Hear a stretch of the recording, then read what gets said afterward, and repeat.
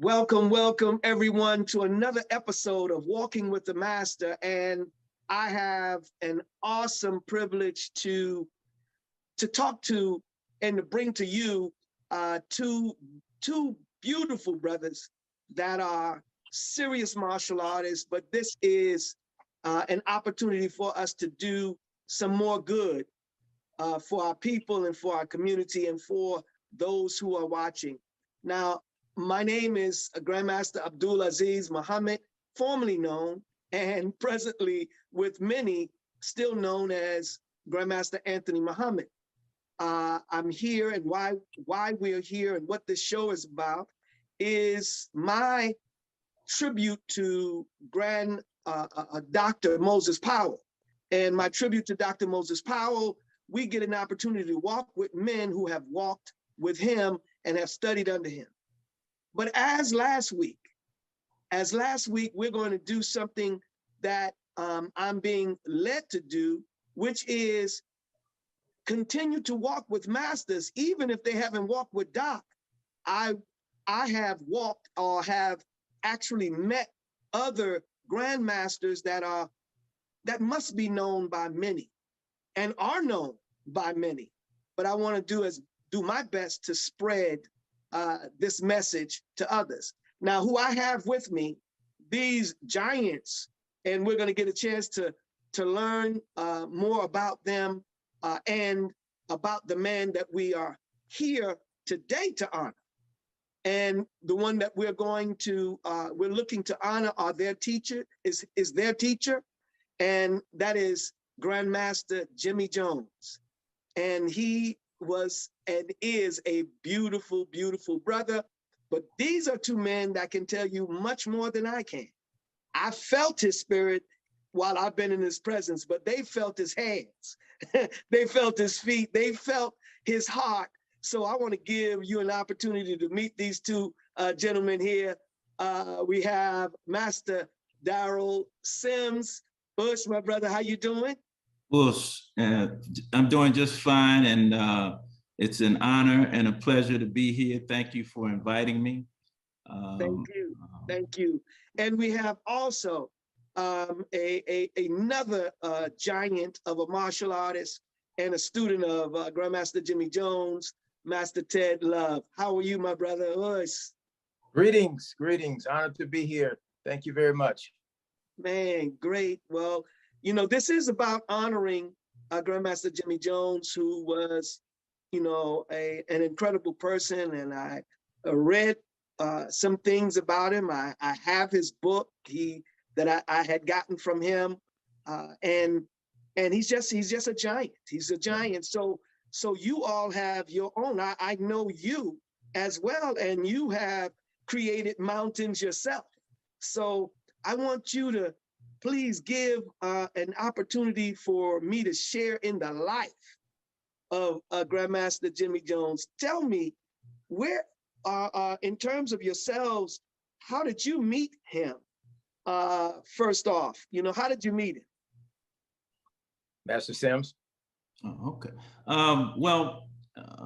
Grandmaster Muhammad, I was introduced to martial arts in the late 60s by a black belt by the name of Roderick Hawkins. And ironically, Roderick Hawkins was the student of Chuck McWaters, who was a fellow student with Grandmaster Jones. They both studied under John Kean, or Count Dante, as he was called.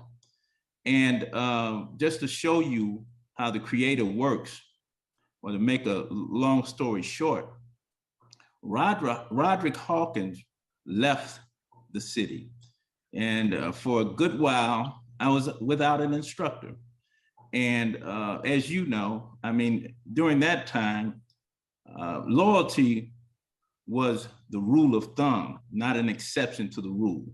So you didn't change instructors like you put on pants in the morning.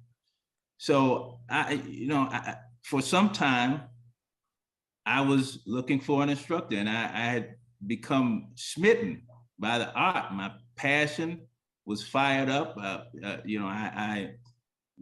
loved the art, and I wanted to continue. I wanted to enhance my training.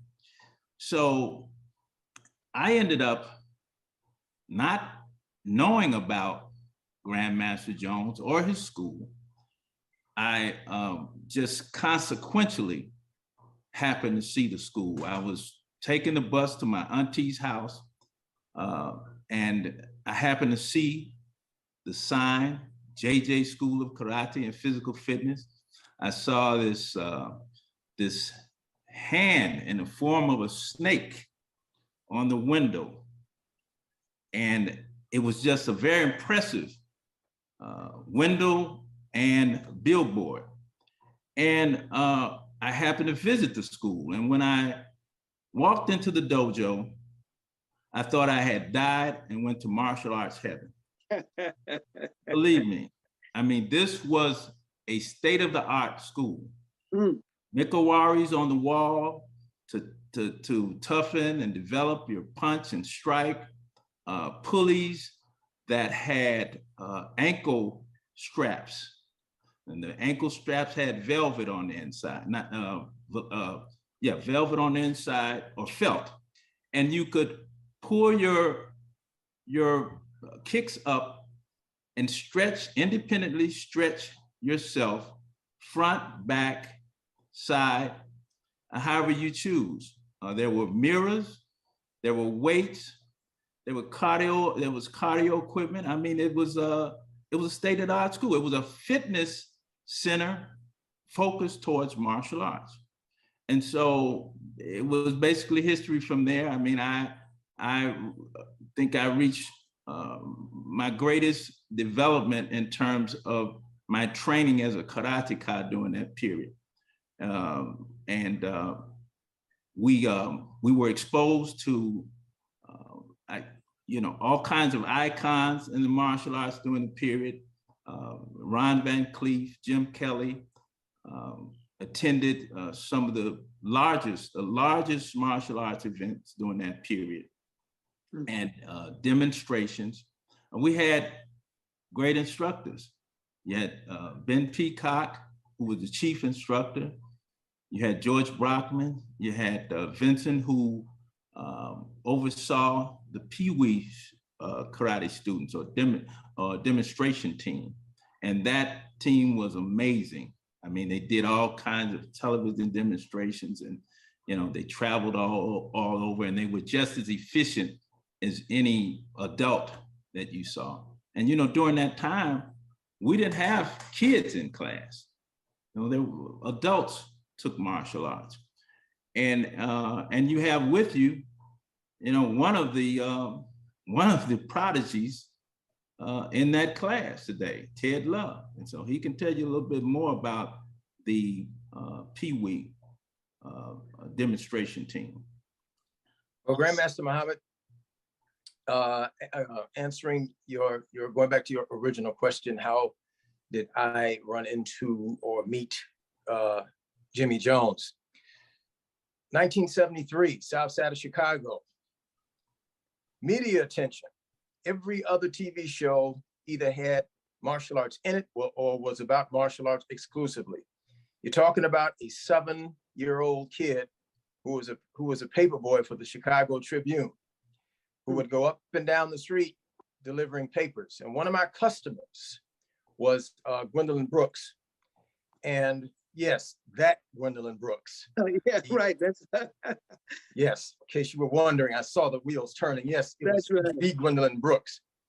And I delivered the Tribune in those days, which at that time was called Chicago Today. And I saw a advertising page in the paper, and it says, "This black belt can be yours for $29.95. No options, no extras. Try JJ Karate LTD, 7600 South Cottage Grove. You will not regret it." Big guy with an afro holding a belt like this. So I would see bits and pieces about this school on 76 in Cottage Grove. Now remember, we're talking 1972, 73. There was a martial arts school on almost on every corner on the South Side. You had Shorty on 86th. You had Mr. Jones on 76. You had Raymond Cooper on 75th. You had Preston go around the corner on 63rd and Morgan, and there he was, we had all of these schools, and I was on a bicycle. So I had first run box office seats to see who was what when I looked through the window. First one was Ray Cooper. Second floor, I would go upstairs, too short to look over the desk, but I heard a booming voice. What do you want, kid? I looked over the top. It was this man dressed in a dashiki with a hat on. And this whole room looked like a basketball court without the paint stripes on the floor. Big old room. And everybody, the students were all male, 6'2", slim, and they all looked like Ray. Same beard and everything else. So I would watch these guys, and I'm thinking, you know, this is Kung Fu. He says, yes, it's Kung Fu. What did you think it was? I said, no, it's Kung Fu, sir. Yes, yes. So he says, you know something? You should go down the street. Well, who's down there? There's a karate school down the street. Maybe you should look in there and take a pic. What do you think? I said, I'll do that. Thank you, sir. So I got back on my bike and went down the street to this mysterious school on the corner with these weird looking animals painted in the window. But the windows were fogged up. So I had to go, and then next thing you know, I heard a sound. People grunting, sweating, bumping, all those types of things. I opened the door, instant sweat, like opening an oven, poof, heat, right? So I go in there, and there he was, Master Jimmy Jones. Somebody says, that's not Master Jimmy Jones, that's George Brockman. I thought George Brockman was Jimmy Jones. So I had to wait it out. I looked in the office window, and there it was. Obies, white, yellow, blue, green, purple, brown, and black on the wall. And right next to that Obie was a picture. I had to look closer, and there it was. Jimmy Jones and Bruce Lee. That was it.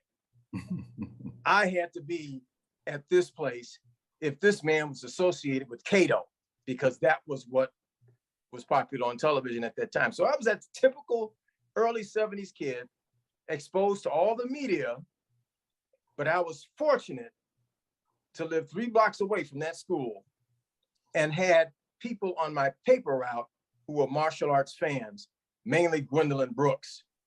So that's how I kind of ran into him by, you know, just by attrition, looking at other people. Then I was with Ray for a minute, and then Ray pointed me to that school up the street.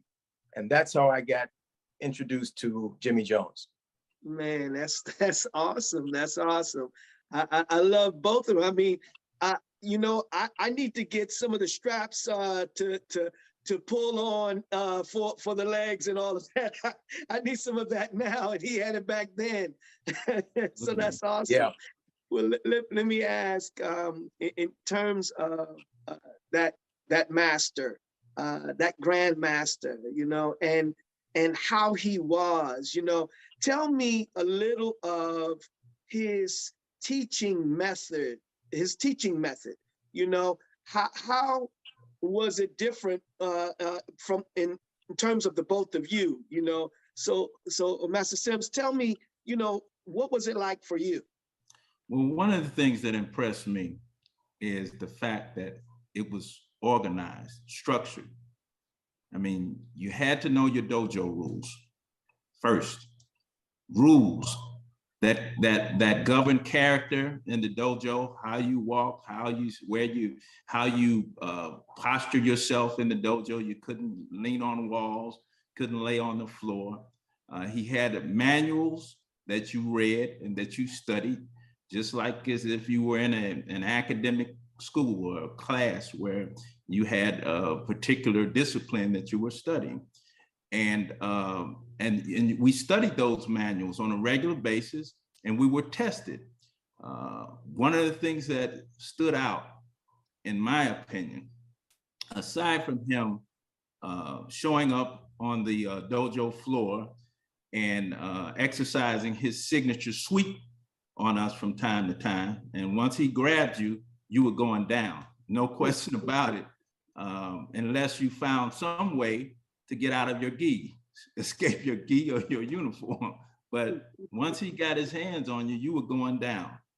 And one of the biggest things that I noticed that would stick with me for the rest of my life is that he would always emphasize and talk about the fact that he was not just training us to be good kickers, to be good competitors, you know, to go to tournaments, win tournaments, work for him. He said that he was training us to be instructors and mentors, to be able to share our knowledge and ability with others. And so I think if there's anything that, you know, we can gain, any one thing, that would be his passion to empower others. And I talk about that today, that our job as instructors is to empower others with our knowledge and ability. Awesome, awesome. Same question, Master Love. Yes. I did not have enough, being a young man at that time, again, maybe 7 or 8 years old, I had the unique privilege of meeting him at that age. And I got a chance to see how he handled other people's children. First of all, the children were not the only students in the class. The parents were too, because he advised them to have a seat in what he called the peanut gallery. And the peanut gallery was a row of seats off in the corner. And some parents would stay, some parents would go. But mainly when he put out an announcement that your children belong to me for 2 hours. Now, if you have anything to say about it, kindly have a seat over there. And they had a seat. So he would fashion the teaching to bring in the parents as well. So they got a sense of what was happening in the class. So when we all went home, the kids continued to hear the philosophy in the house, integrated with schoolwork, the importance of grades, the importance of eating right. All those things kind of integrated themselves into people's households. So he would deliberately do that. Now, again, being a child, you were enamored by what you saw and what you felt. I was a fast learner, faster than I thought. So right away, Mr. Jones would look for students who reminded him of himself. And if he saw a fast learner, he'd give you an assignment. You, come here. Yes, sir. I saw you work that cot over there. Yes, sir. That's not a compliment. Yes, sir. This is what you're going to do. You're going to go home. You're going to work that Sekanzuki. You're going to find yourself a tree. Do you understand? A tree. And you're going to work that Sekanzuki with the first 2 knuckles, straight down the middle, chambering and snapping back, and you're going to work it until you damage that bark. Do you understand? It's either going to be your hand or that bark. You pick which one. This is how he talked to us. So and we're talking about the children right now, right? We're talking about people my age, okay, beginners. We were in there less than a month. We were getting this, all right? We didn't know. We were pure and open. We didn't know we were getting the Marine Corps coming out of this man. So he was setting seeds early. We had nothing to compare it to, but receive him. And we took it literally. We didn't go home and talk about, was that a metaphor? What did he imply? It was nothing like that. He said, punch the tree. We went and punched the tree. The tree introduced us to the Maka War. The Maka War introduced us to the tree. Once we felt the shock going into our hands, now we had to condition the body to appropriate those hands. Now came the conditioning. Here come the push-ups, the sit-ups, the leg raises, all of this to prepare internal conditioning to meet the external whatever was coming.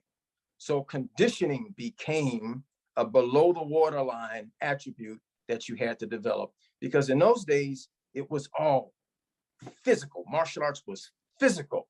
People hit, people got hit. We spent 6 months learning how to fall, learning how to roll. Why? Because Master Jones's original animal form was the tiger and the crane. So he had a way of grabbing you, snatching you, body checking you, and knocking both feet out from under you. So you would do one of these in midair and slam you into the ground. So he said, if you didn't equate yourself with the ground, you're going to have a hard time surviving. The ground is your friend. Why don't you meet him up close? So he made sure that we would have regular meetings with the carpet. So we didn't have time to process whether or not it was abuse, because that didn't exist in those days. That's right. So it was conditioning. And Master Muhammad, this is how I knew it worked.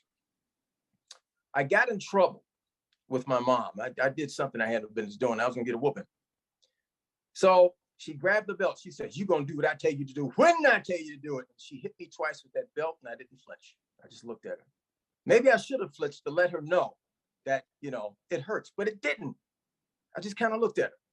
And I said, "Mother, I'll never do that again." And she believed me. And at that point, she never tried to whoop me again. That's how I knew I was physically conditioned to the point where the strap would just bounce off and it had no effect. And she hit hard, but it had no effect. That's how I knew that place was the place I was supposed to be and that the conditioning was for real. Man, that's beautiful. You know, and I think also about my time back then, you know, in the late 60s and the 70s, and coming up as a young fella. You know, I've told my students, listen, if I gave you what I got, none of you would be here. None of you would be here. But that was so beautiful. So when you look at times like it is now, where a child can call the police on you and you're just disciplining them, that could never happen once upon a time. Absolutely. You know, but that is Absolutely. a breaking down of society as well. Even though, you know, of course, that's not to take away, there is what is called abuse, and we don't want to lose that, but not just getting your butt beat. You, like you said, she beat you. It hurt, you know, when we were getting it back in them days. You know, listen, it was real, and it did take some conditioning to get that to be able to get through that. So that's a blessing. Yeah.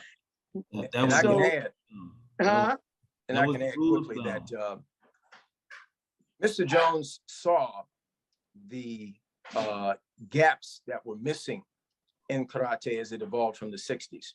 The teaching was much like show and tell. I show you the punch, you throw the punch, you got it.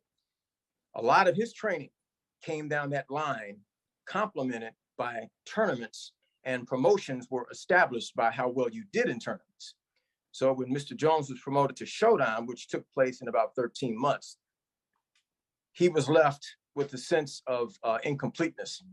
And during his Southtown years, he started working on that structure that we appreciated when JJ Karate opened in '72. Those are his formative years of putting that structure together. And that structure included, you know, instead of throwing a punch and being hit by a punch, I want you to develop an intelligence about what pain has taught you. Pain has got your attention. Your attention is gotten for a reason.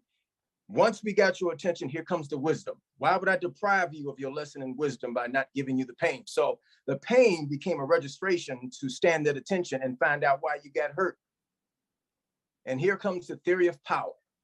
Speed times mass equals power. The faster you move mass, the more power you can develop. Speed times mass equals power. The theory of ki, elimination of friction. Frightening the opponent adds more power to the punch. And then, as Master Sims recognized, the dojo rules: no gum in mat area, no smoking in mat area, no profanity in the dojo. So we had a moral base attached to the intelligence of whether or not we should implement this dynamic, exotic art that could design to end the fight. So here are these things falling into place all by themselves if you were sober enough in your training.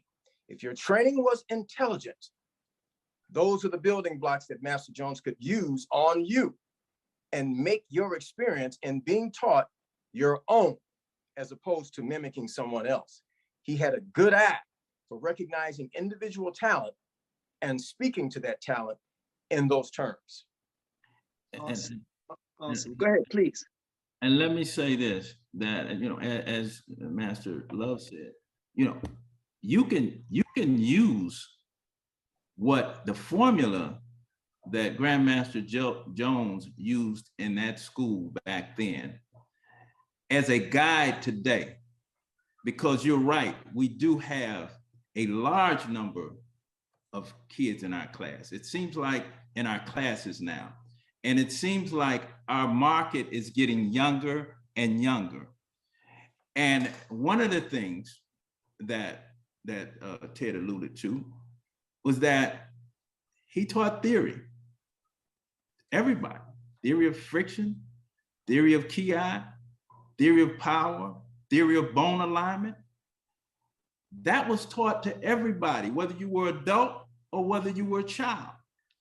So the key is to be able to teach those same fundamentals, as you were saying, to kids without losing the integrity of the art, but keeping in mind that they are kids.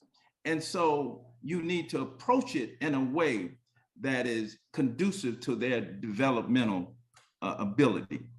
And that's what happened at JJ. That's the way things were taught at JJ.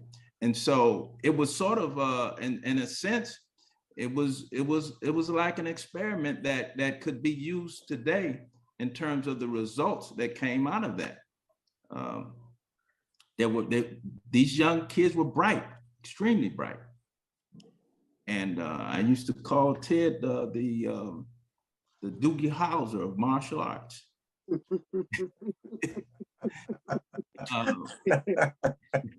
Yeah, I could buy that one. He had a formula that we could certainly benefit from today. And I'll tell you, Ted was talking about the way he talks to you. I mean, he didn't necessarily talk to us like that as adults, but that same spirit was there because he was the catalyst for the tournament, the traditional warrior that we have every year. He sat Ted, myself, and Jeffrey Cricket Williams down and says, you guys ought to give a tournament. So it resonated. And that first year, he would visit my office, right? He'd always visit my office. I mean, he would do that periodically. And he would visit my office and he would say, I'm just stopping by. I was in the area, but he lived in the area, right? So, so quite naturally, you're in the area, He would say, where are your rules? You have your rules? So, you've got to be organized. You've got to be structured. You got to have your structure, and your promotions. You got your promotions. Darrell, you've got to have your promotions in place. You got to make sure it's professional, and your rules are your rules. I don't care who it is. If it's me, if you want me to wear a uniform, I'd wear a uniform. Whatever you want, your rules are your rules. Who are your peoples? He would. I've got an MBA in management, right? And he would compliment me on where I'm at today, but he would always, you got to be structured, you got to be professional. And he look you right, in the eye and tell you that, But he had a passion for the art, and he was always. And people may have thought that he didn't have current influence, but he did. He was always an example for us, and he didn't try to overwhelm. And when you come to the tournament, and I think you probably visited, he wouldn't try to promote himself in any way.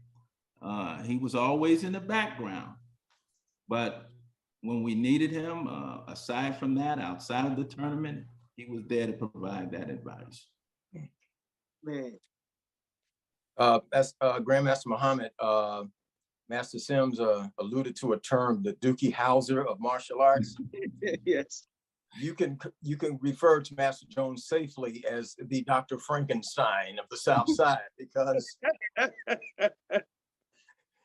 he would pull selected students to the side and show us techniques that we would have to improvise and build on, and then come back and show it to him, and he would build on that. And the next thing you know, we were assigned to do demonstrations, and we would refer to those improvised routines that we just memorized. So when we would show up at the demonstration, he would talk to the crowd, and he would give us codified language, or he'd give us a look. For example, if he's talking to the crowd about the beginning of the martial arts and how accurate you must be in order to throw your kicks and punches, he would look at us and he'd give me a side glance, and he'd reach in his pocket and get a pencil. And while he's talking, he'd throw that pencil in the air. And that meant that whoever was closest to that pencil had to throw his fine side kick and hit it, pow, like that. So he had us on cue. And we were like maybe 10 or 11 years old, but we were able to produce those types of techniques. And then it just evolved into a question. We've had 12 students, let's make them all a team. And he would pack us in the back of that Buick Riviera with those plastic covers. You know, those early 70 plastic covers. It's like a sauna, right? Roll the windows up on purpose, right? So we could sweat and get warmed up. And we would do these demonstrations. I don't care if it was a picnic, it was in the lobby of Toys R Us, because he had to deal with Mattel toys. We were advertising G.I. Joe with the Kung Fu grip, Action Jackson, Big Jim doll with the bulging bicep, and all of those things. He kept us busy in the public eye. And he impressed on us that when you are in the public eye, you're representing the art, you're representing the school, and you're representing me. So don't embarrass me. And we all believed that it was martial law waiting for us if we embarrassed that man. And we did not embarrass him, because our techniques had to have a standard. We had to maintain that standard. We had to be Minutemen when it came to production on the floor in front of people, and we had to improvise quick. So he was a great galvanizer of talent, and he knew what the public wanted to see. And that began to build more and more into larger venues that Master Sims could give us some light on, as far as what was happening from the tournament venue to a venue at the Erie Crown Theater in McCormick Place in front of 5,000 to 10,000 people. Absolutely, absolutely. Demonstrations were very important because, and as you probably know, one of the things that I think, you know, we could learn from is how demonstrations, I mean, the quality of demonstrations in that day. Demonstrations weren't, I mean, the quality of tournaments. Tournaments weren't simply focused on competition and winning. Tournaments were educational. Tournaments were an extension of what we learned in the dojo. Tournaments provided demonstrations that would enlighten you to the power of martial arts. And we don't see a lot of that today. We don't see demonstrations. I know you do demonstrations. I see them on Facebook. I noticed that your demonstrations are a means of educating the public. And so that's what we did. That's what we did during demonstrations or during tournaments back then. And so the quality of tournaments mean an awful lot in terms of the value that they offer to our students. How can they leave a tournament better than they were when they left? Whether they were first place, second place, third place, or no place. You know, how do they learn from our tournaments? You know, so I think that's a very important aspect of what we did back then in terms of demonstrations and in terms of how we organized tournaments. Now, I think it would be remiss not to mention the fact that he was a very dedicated family man, and many of us may not realize that. I know Ted knows. I mean, you could see it when you visited him at home. You know, the family pictures talked about his sons, his daughter Jocelyn, and I think it's important that we mention too, because you don't see a lot of these things in public. But you know, when we have to go home, you know, that's many times our wellspring of support and our inspiration. His wife, Marion, she was a sound support for him throughout all of these years. and for us. And I just want to say that we thank her for being what he needed, what he needed, so he could be what we needed. Yeah. That was very important. And so even in his last few days, I mean, Ted and I went to visit him, and I noticed it was Sue. He wasn't talking very much, but two things that he did that let me know he was pretty sharp. He acknowledged that he knew who I was, and his daughter Jocelyn was talking about some of the songs that he liked and that were his best songs, and she played one of them, and he attempted to sing along with her, and that song was Family Reunion. Mm. So he was a family man throughout it all. Yeah, you know, and it's important. You know, there are some schools out there that they are what would you call it, the McDonald's type of establishment, and it's about finances, you know. But then there are those schools that you know, the schools that are really beautiful schools, dedicated schools, when you see the relationship between, like all that you've been mentioning, it's so beautiful because it reminds me of my old school, you know, and what I try to keep going. And I'll just say this, one of my students who he hasn't been out in a while, and I gotten that he was coming back. I said, that's great. Now I can get in his business some more to make sure I can help him, you know, because it's about family, you know, and that's right. not in a negative way. I'm talking just to be able to help him and mentor him and give him whatever it is that I have and that type of thing. So that's a beautiful thing. I just wanted to say that.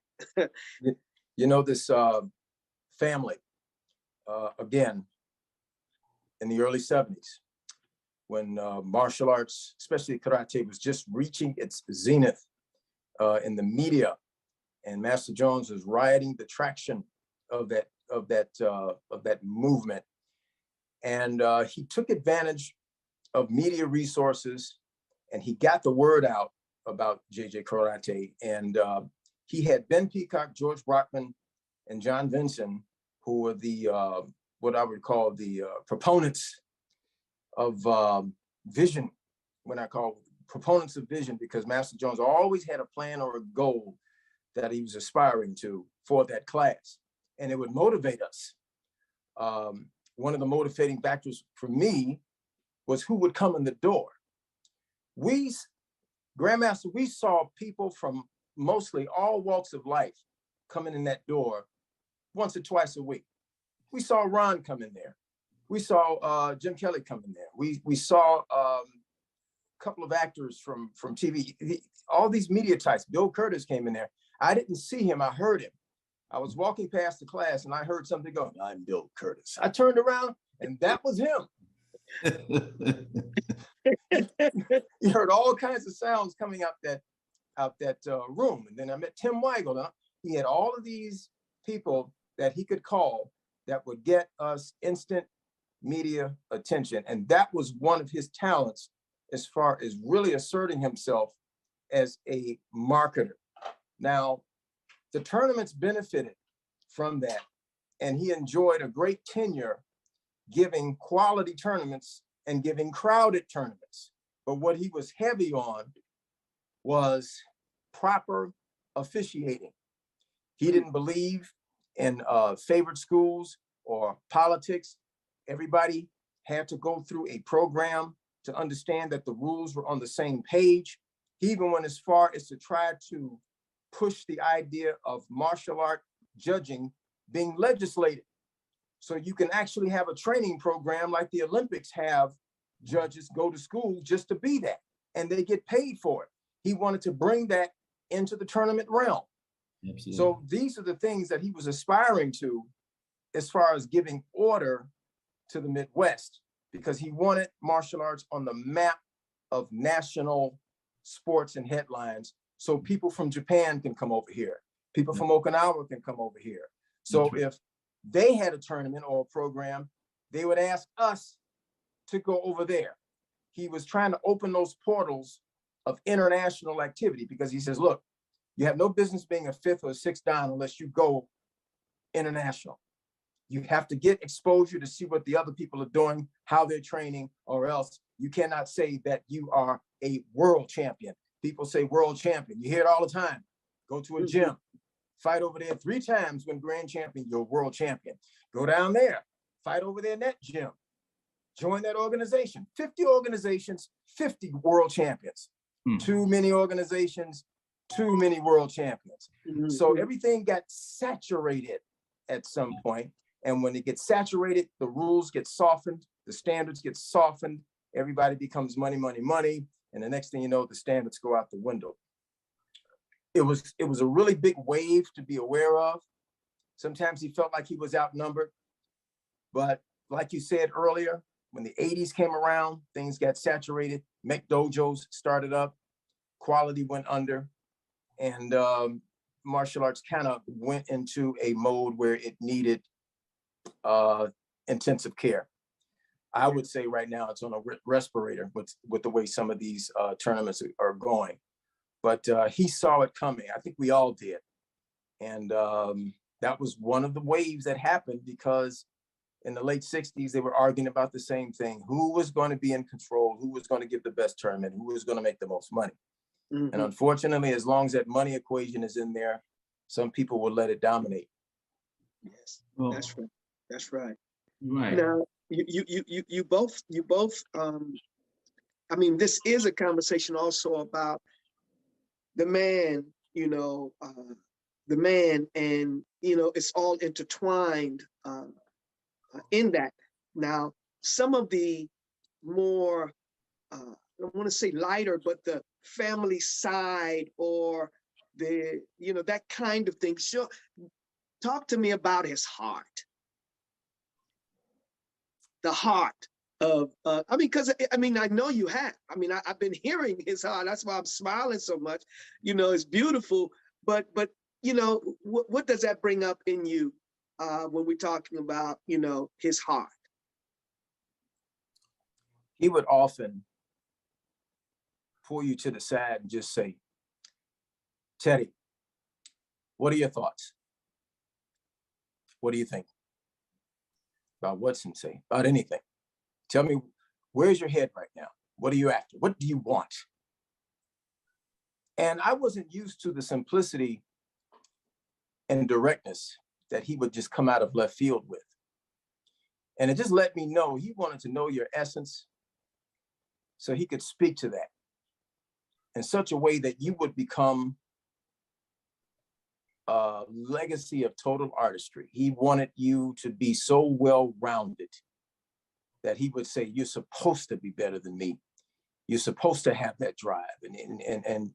And oftentimes that's when he would become his most vulnerable, when he would talk about the things that affected him emotionally. He couldn't stand to see defenseless people get hurt. If he could defend them, he would. He says, if you see something happening on the street and that person is at a disadvantage, don't you walk by that. You do something on some measure, but you don't ignore and turn your head away. You're worse than the person who's doing the dirty work. He would try to initiate that thing and put it in our heads. And secondly, don't you dare contaminate the vessel. Drugs was prevalent around those times. He says, don't you dare touch that stuff. He would put that in our heads. But thirdly, if he wanted to show you who he was, he wouldn't tell you. He would go out in the backyard and throw a baseball. He would do things like that. I think of that right now, and I'm emotional about it because That's the part that nobody saw. Everybody saw the Grandmaster Jones mythology, but they never saw him flipping a hamburger.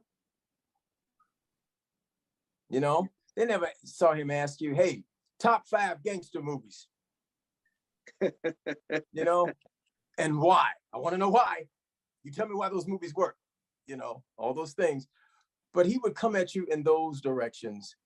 And every time he did that, it showed you a different shade of who he was as a family man, as a philosopher, as a person who just simply cared. And if you were at a deficit, if you had problems like with money or something like that, he would talk to you about it. And without saying anything, he would just, no thank yous. He would just give it to you. And he was like that. You know, I've seen a lot of students, you know, have problems. And he evolved into that as he got older. That was some work for him to do. Because I remember in his younger days, in his formative years, he was dead on strict about the business aspect. But he began to realize as he got older, you know, some people need help and they need help now. So he did not hesitate to, you know, bend over backwards, see what he can do about helping somebody, but he would never say, he would never say advertise it. Don't tell them, don't tell anybody I did this or did that. He didn't desire that kind of attention. No, absolutely, absolutely. Ted basically said it, but he had an appreciation for the value of family, and that appreciation for the value of family extended to his family of martial arts. I mean, and he used to talk about his dad owning, you know, a grocery store and how he learned, you know, business through his dad. So it started with his dad and his mom, and it continued, you know, to his family, his nucleus, and that was represented in how he would address his martial arts family. I mean, he was always interested in seeing us excel. And as Ted said, he didn't have to be out front leading the charge. Like Ted said, he got to the point, it was nothing for him to invite you over to his house and to sit on the patio and talk to him about what's going on, you know, and in your life, as well as how, you know, that affected your teaching or what you were doing in the martial arts. And so he would come by my school and he would just sit and watch. And you know how it is. It's hard for you not to get involved when you're sitting before a class. But you know, if he got involved, that's right. It represented his heart. Like you said, he'd find the kid that was having the most challenging problem or issue, and he would want to address that. He would want to do what he could to correct it. And again, you know, he was very supportive of us and what we did. I mean, it was, and if he felt that there was more that we could do to make a difference, you know, he wanted to call us over to his house individually or collectively, I mean, whichever the situation merited.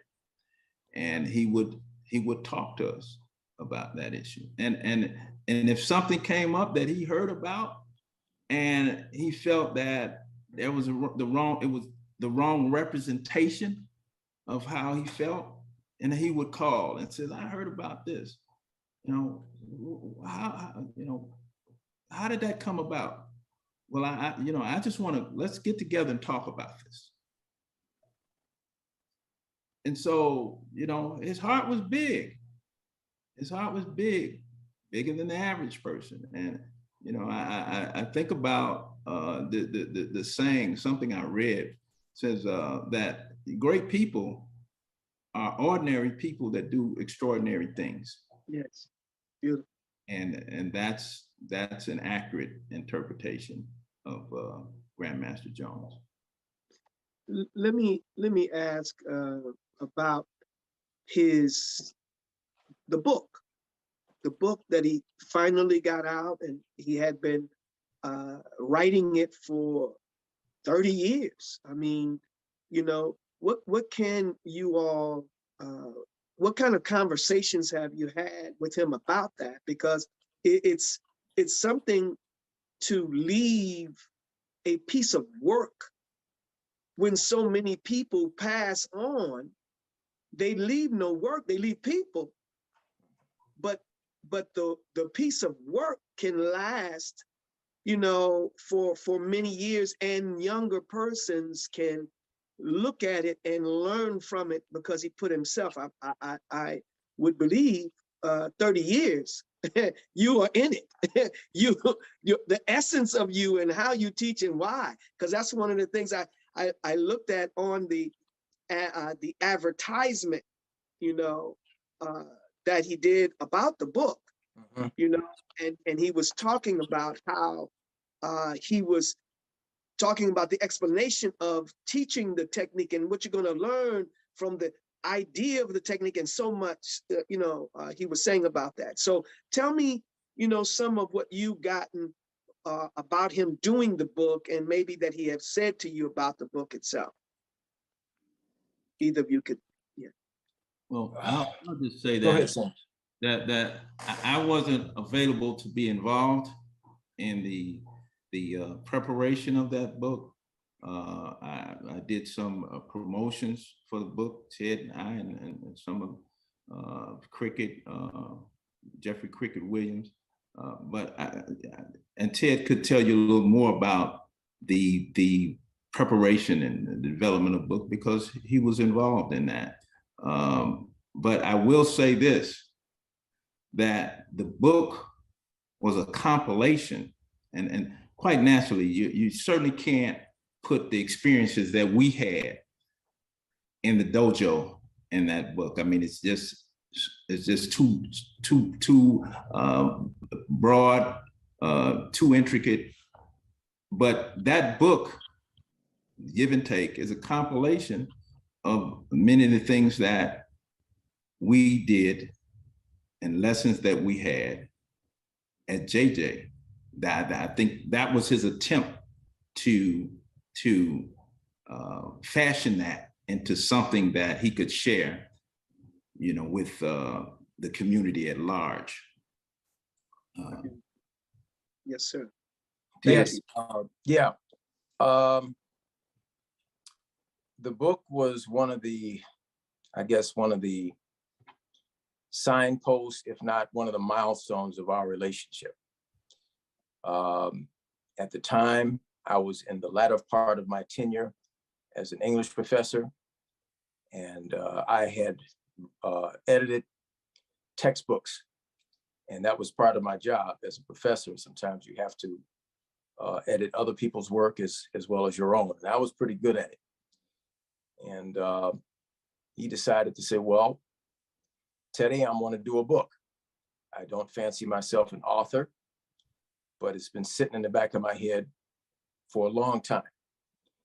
And Billy Hinton, rest his soul, was part of the main idea or the main motivation for Master Jones going after that, because Billy himself had written a book called Men of Steel Discipline. And it was a compilation of interviews.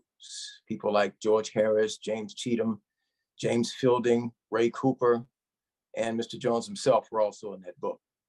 So it kind of lit a second fire for Mr. Jones, because it was now a chance for him to perfect the original research he had done right after he was promoted to Shodan, when he was putting together the workbook that was the guide for JJ Karate back in '72. So he already had a template to work from as far as the technical parts, the explanation of technique, but he wanted to bring it full cycle in terms of whatever experience that he had gained after 1972 and whatever theories that matured over that time. I was brought in as the research man and the clearance man.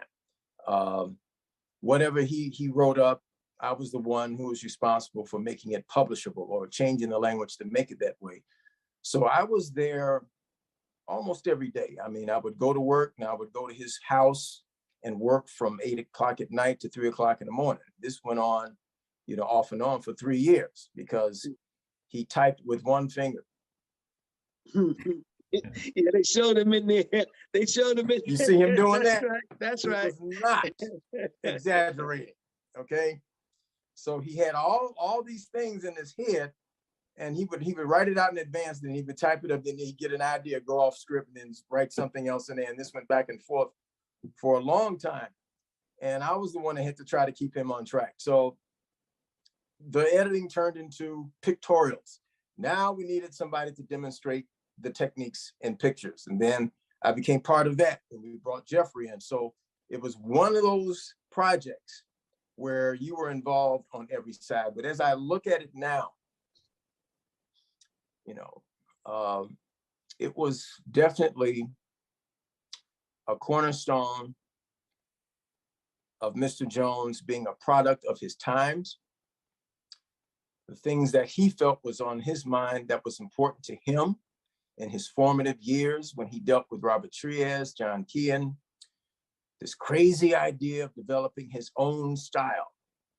And what would that be composed of? And how would he put that together? And the same sweat that went into putting the universal karate system together, he still had residual energy to finally put it in written word.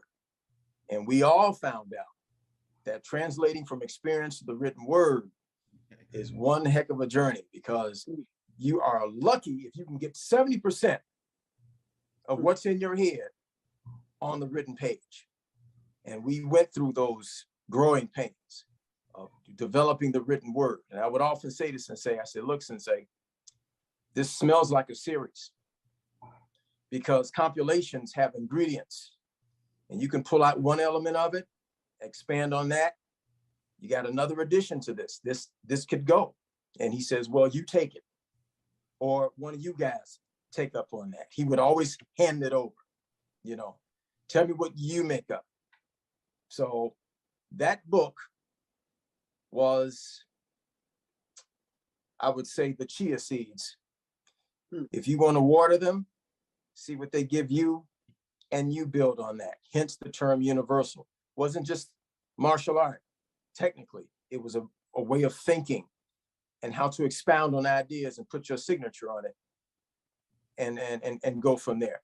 So he knew what he was doing as far as laying out his legacy, laying out his thoughts about the art, and making sure that that was understood from a basic point of view to a Shodan point of view.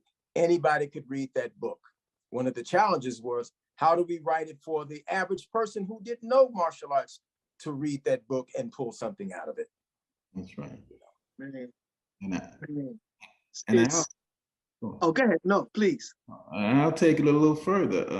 You know, Ted is absolutely right.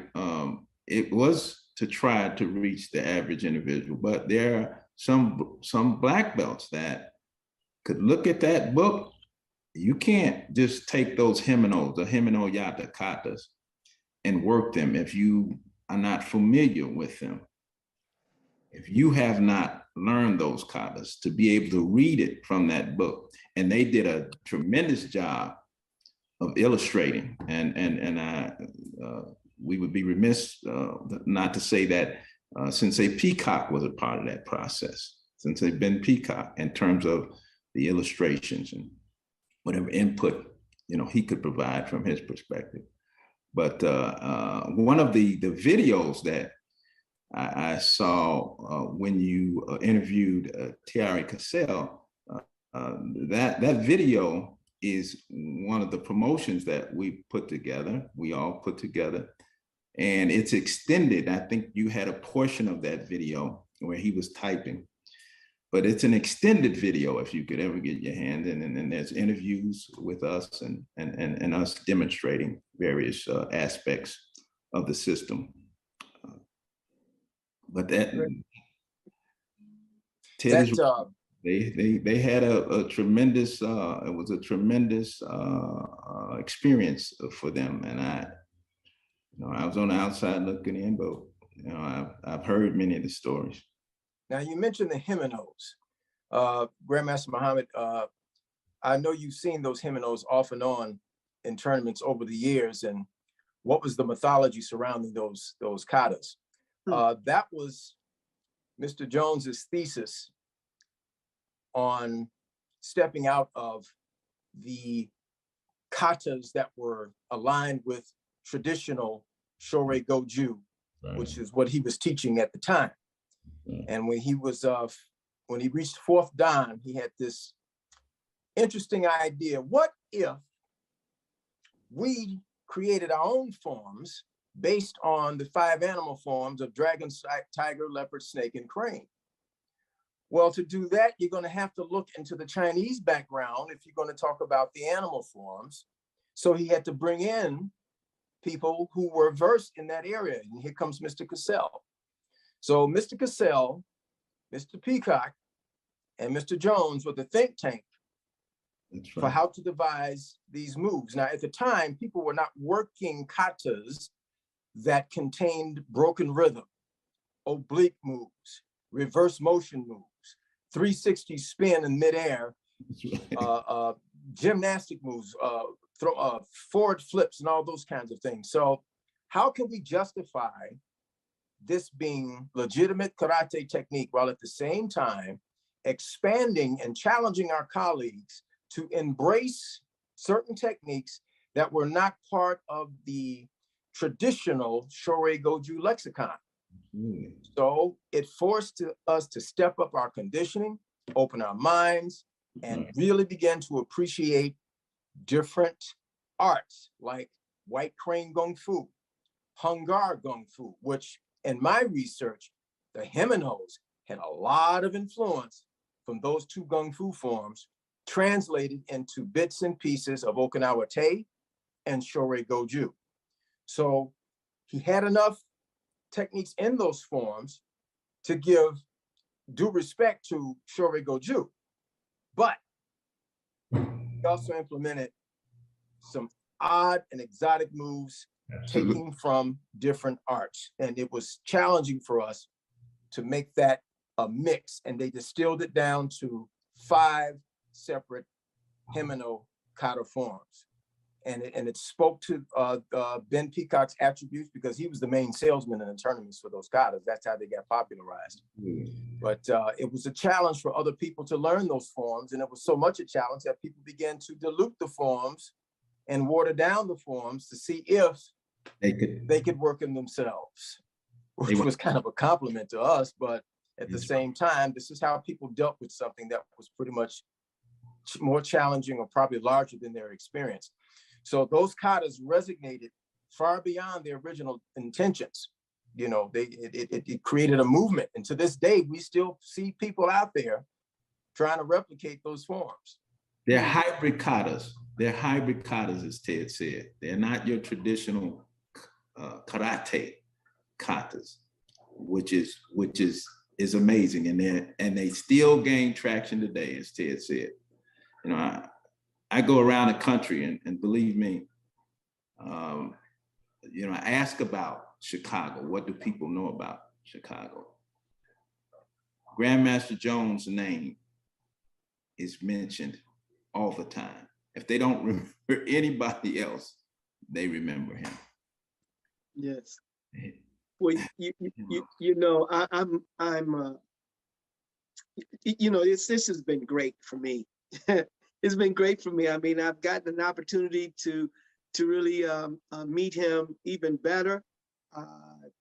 And I know now that I'm not going to allow myself to not be in touch with you all and to share and get you to share more, because it's just important that especially our people in particular, you know, Black martial artists should have and know others like themselves, but it's beyond even that.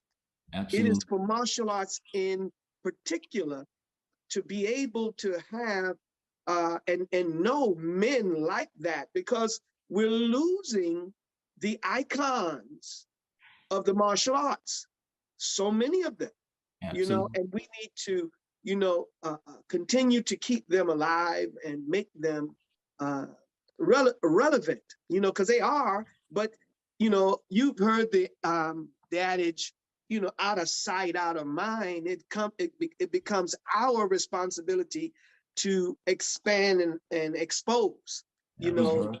our loved ones who taught us, because we did have a dojo family. I mean, you know, they were our dojo fathers and whatnot. I mean, my father, and I mean, it was just, he knew that when I was there, I'm good.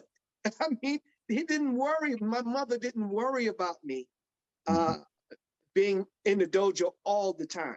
Didn't worry, Mhm. and it's hard today to think about a child and not be concerned. That's why so many, they bring them, they leave them, they pick them up and they go, but you don't find the little children walking anymore from the dojo and leaving, getting on buses, the little ones like that. So, but anyway, I'm just saying that this is wonderful. I appreciate all that you have shared, and I will not end this appreciation.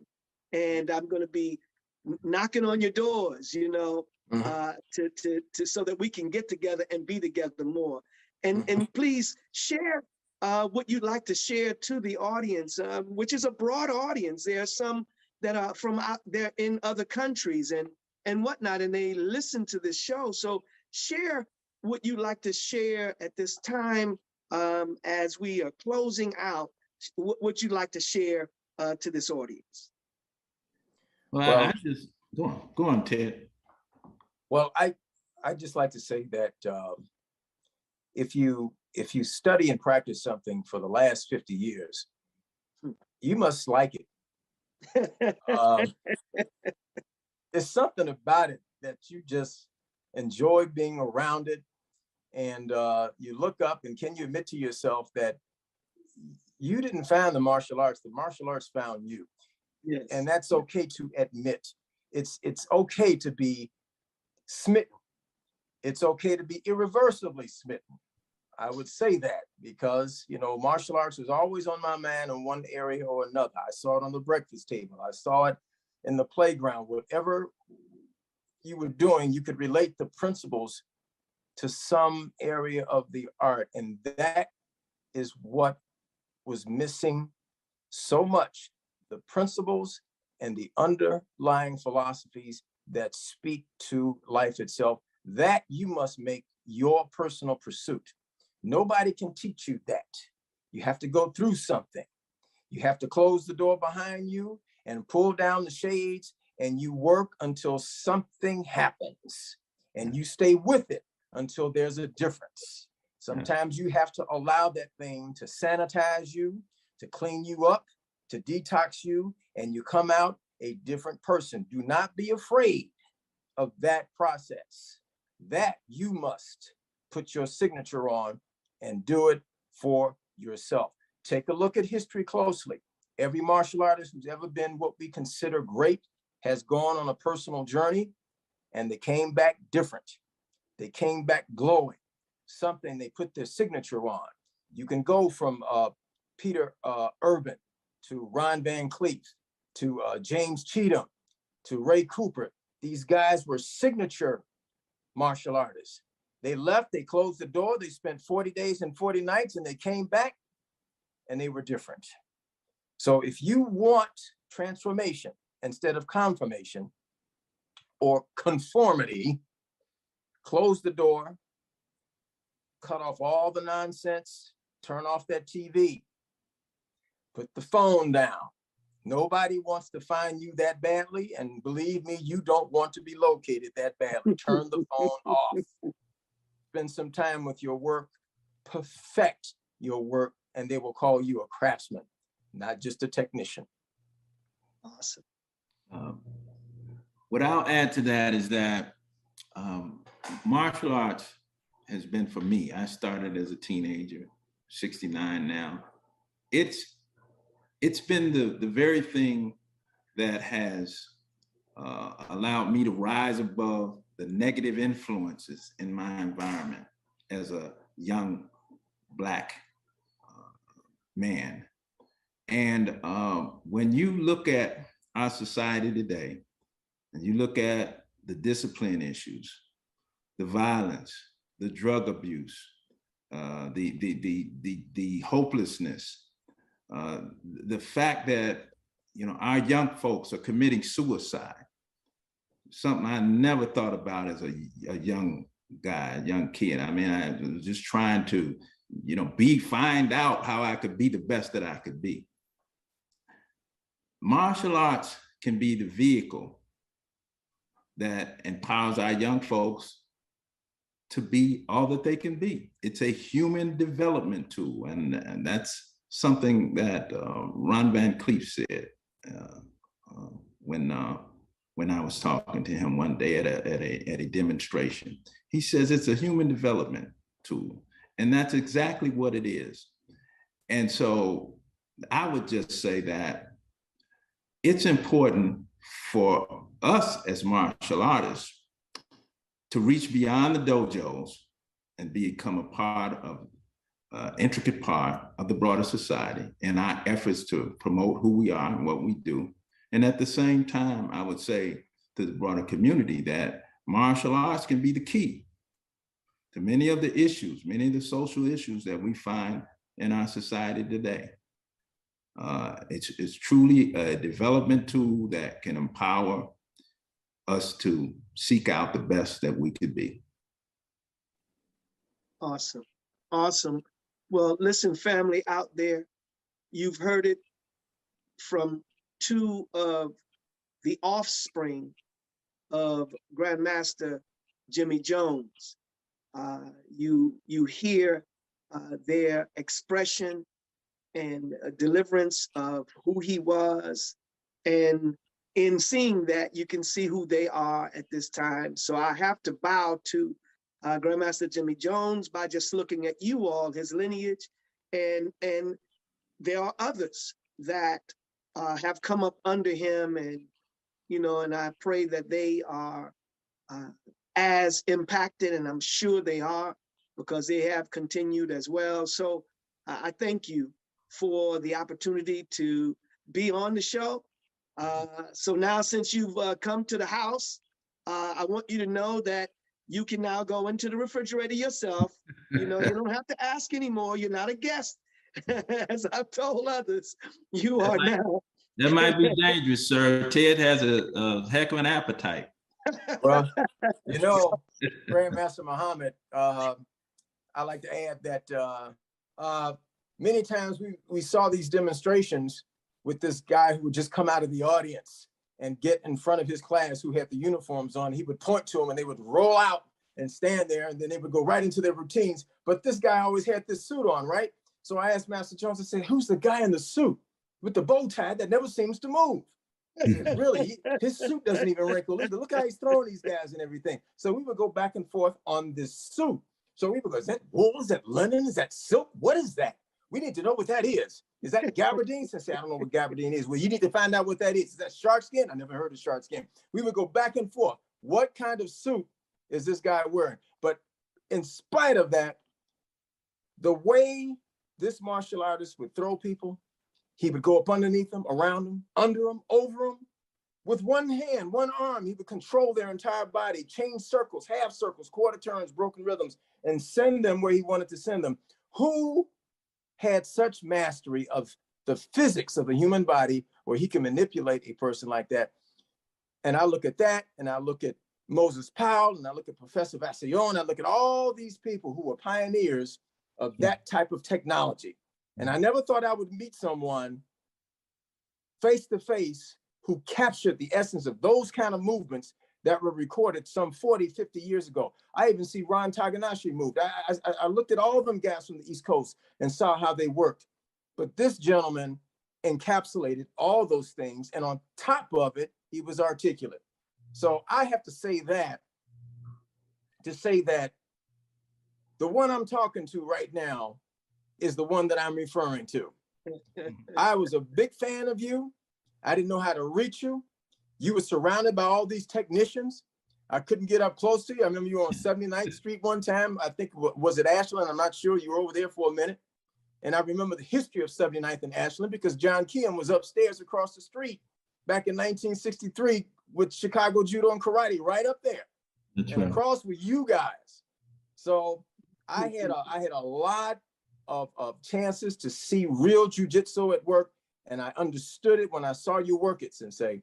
So I have to say that you're one of those signposts of truth and artistry. Absolutely. You know, you can't fake what you were doing. Either you knew it below the waterline or you didn't. And you, Master Sims, you have to admit, this guy, he made people walking down the street stop and look in the window. It was that magnetic. You know, amazing. He brings to mind these people, you know? And he hasn't broken his stride at this date, this point in life. Yeah. He continues to do amazing things. I appreciate his sense of wonder. You know, when I said, Grandmaster Muhammad, did you know that Sammo Hung was in Enter the Dragon? He went, what? Was that him? He turned on his head. What, is that him? I didn't know that. He was doing that. I said, this guy, he's a big teenager, just like all of us. Really? I didn't know that. So that was fun to see that just jump out of you like that. Yes, that was fun to see. And I love him too. Yeah. But man, thank you all. Thank you. I'm not good at receiving. You know, I'm real good at giving. You know. Yeah. Yeah. But it is what it is, Sensei. Well, so, you know, it's a pleasure really to not meet you, but to have you on the show and to have you. And both of you, I look up to, and I've looked at your commitment to the art, your love for your teacher, and I just wanted to do something that will continue to honor him. Thank you. Thank you. It's an honor. Thank you. It's an honor and a pleasure to be here, and we really appreciate you allowing us to share our message. Thank you. Us, my brothers. All right, everybody. Once again, you've been on another episode of Walking with the Master, and you walked with two. So let's appreciate, pass on, let them know what's going on. And again, thank you all for being here with us. Us. Thank you. Every student of a master here today, you reflect your master teacher. You want to walk like him. You want to talk like her. But you start by having an object in front of you that you admire.